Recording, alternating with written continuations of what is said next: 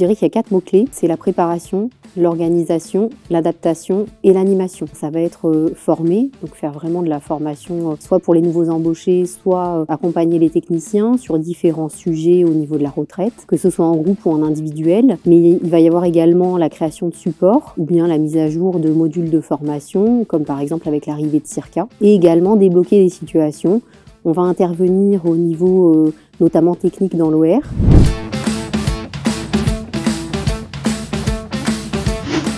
Il n'y a pas de journée type, puisque c'est une activité qui est vraiment très variée, mais ça va être des journées où on fait de la formation pure, en salle de formation avec un groupe. Ça peut être des journées avec que de la préparation, puisqu'il y a beaucoup de préparation et d'organisation pour les formations. Également des journées de réponse aux questions ou de déblocage d'incidents techniques. Mais ça peut être aussi varié comme jury pour d'autres caisses. On peut travailler en partenariat avec d'autres services, par exemple là récemment avec le service des ressources humaines.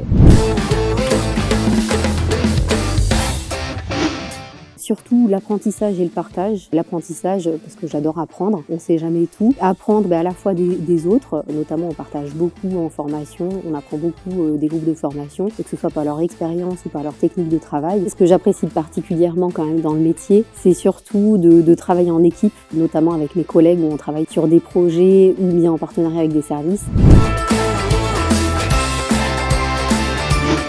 Le plus grand défi, c'est d'être toujours disponible, même si on est sur d'autres tâches. Dès qu'on nous appelle pour faire face à certaines situations ou pour créer quelque chose dont on a besoin tout de suite, c'est d'être disponible tout de suite. Au départ, c'était notamment pour le goût du service public. Avant, j'étais conseillère, donc c'était surtout pour accompagner les assurés. Et maintenant, c'est pour accompagner les collaborateurs. Donc on reste toujours dans le domaine de l'accompagnement.